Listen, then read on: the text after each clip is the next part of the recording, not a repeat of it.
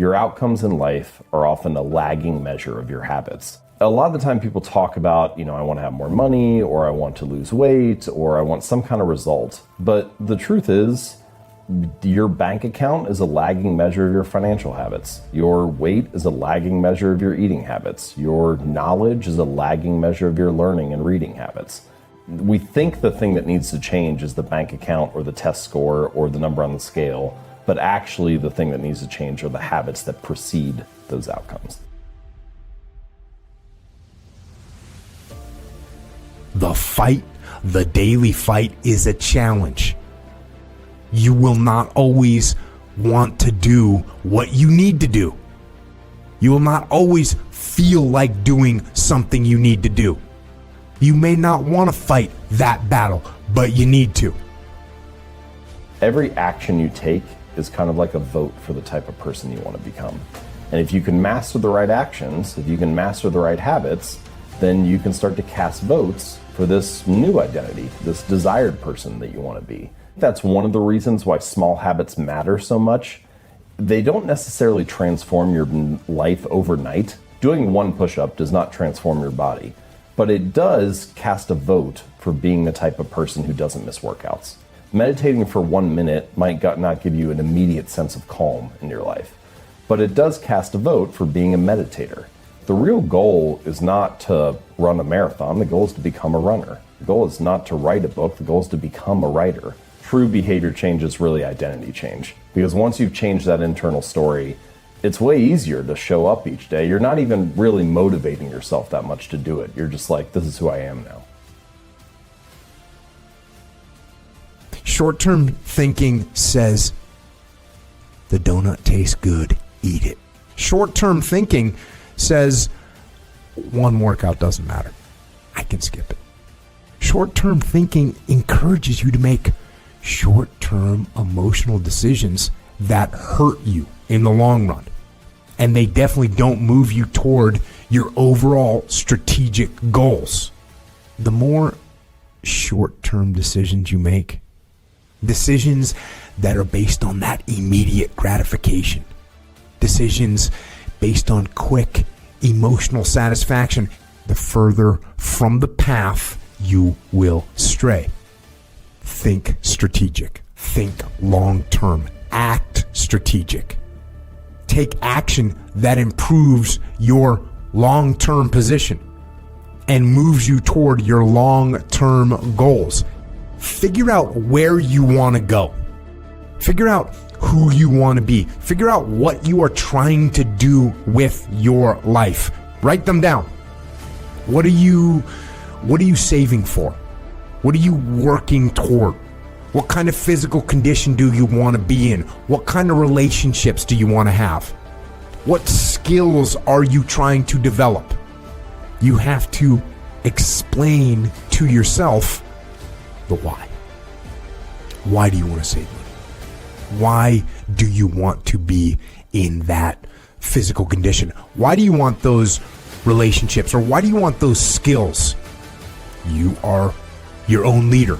Give yourself the mission and explain the why behind those goals. Write those things down in simple, clear, concise language. Read it before you go to bed. Read it when you wake up. Read it every day until it is embedded in your brain. You need to win battles in order to win the war. You need to get out of bed. You need to run. You need to work out. You need to read and study and practice. And you need to do things that you don't necessarily want to do. And I know that can be hard. That's why people lose the war.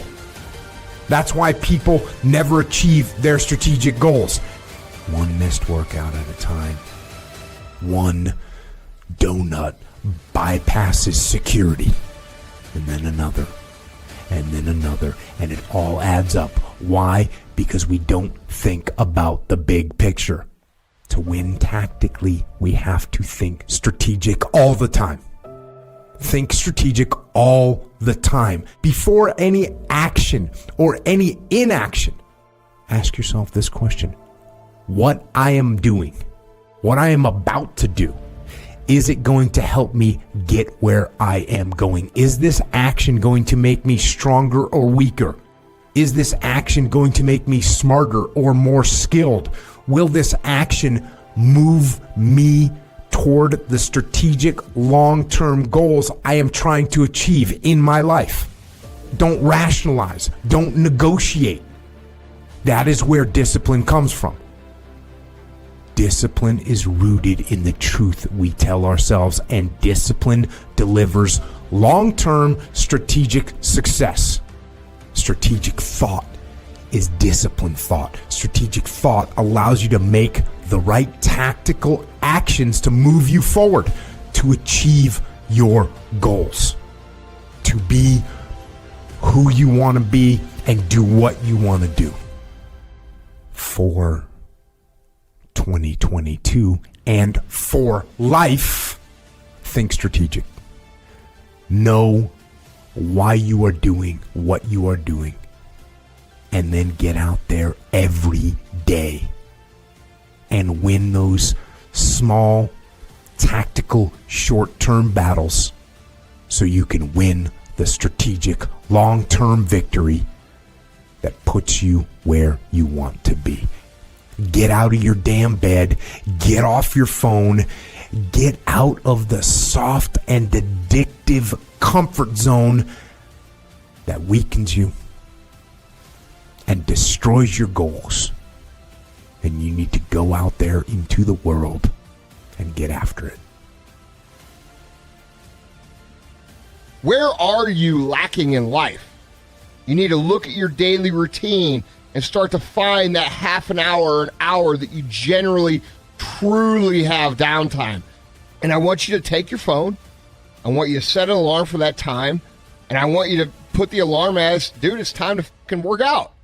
You do this for a week or two at a time, and it starts to become something that you look forward to, because you're going to notice that every time you accomplish one of these things, the immediate feeling you have after is a feeling of gratitude, a feeling of winning, a feeling of being proud of yourself. And this is how you start to build upon what it is you lack to build a positive habit. These positive habits eventually turn into routines, and before you know it, you're already accomplishing all these things that have seemed impossible to you, and you're doing it seemingly automatically because you started to build a real habit. As this process becomes just the way it is it will actually become who you are, and what happens then is that your life magically, quote unquote, magically transforms with very little effort. The first 2 to 4, 6 weeks, you're going to have days where you have to grit it out. You're going to have days where you get that dirt in your eyes and you feel like quitting. But the point is, if you push through those days, you create a new habitual process that produces a beneficial result for you. You have to realize that the reason you are where you are is because you have a habit that you haven't been able to break. And that habit is quitting. Most people can never get over the habit of quitting, ever. Most marathon runners don't just decide, I'm going to run a marathon and go out and do it. Now, I know a couple of guys who have done that, but that's just not the norm. Running a marathon is the process that is a result of the habit of running.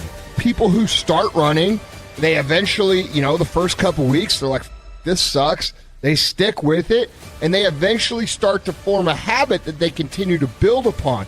And this is the same in every single area of life, whether it be dieting, whether it be working out, whether it be maintaining healthy relationships, whether it be becoming financially successful. Consistency is always the key, and you have to put work into developing, and I mean conscious work, into developing your routine and habits. Because if you don't, it will always be a fight. It will always be a struggle, and that's not what we want to live like. And that starts by being conscious of how we create habits, being conscious of which habits we have, and being conscious of, implementing the habits we have in areas that were great into areas that we struggle. It's necessary for you to foster these habits in multiple areas of your life. That's the big kicker here. You can't just win in one area and then let the other area go. So instead of just having one area that you're good at, start working on all of the areas and start implementing your systems, and watch these positive habits start forming and these skills beginning to cultivate. These things compound, they go together. When you realize you're spending your time in more productive ways, you start to notice when you're slacking off more. Being positive in one aspect of your life pushes you to cultivate those successes in other areas. And the ongoing goal is that you do become so well-rounded and so quote-unquote big that it's literally insulting for you to even consider giving up in any other area. Life is hard, guys. Any path you take that ends up with building yourself up is going to be hard. Quitting is easy. Lying in bed your whole life, watching The Walking Dead is easy. But what are you getting out of that? That's not happiness to you. That's not happiness for anybody. There is no way around putting in the work. If you want to succeed in anything, you are going to have to work your ass off for a really long time. The reason why we go back to old habits is because our goals are too lofty. We're not achieving our goals fast enough. We're very impatient nowadays. We're not proud of ourselves for the small accomplishments. What we need is this monstrosity of the thing to happen and say, I did it. Nah. There's a process that you have to go through, and patience is the process.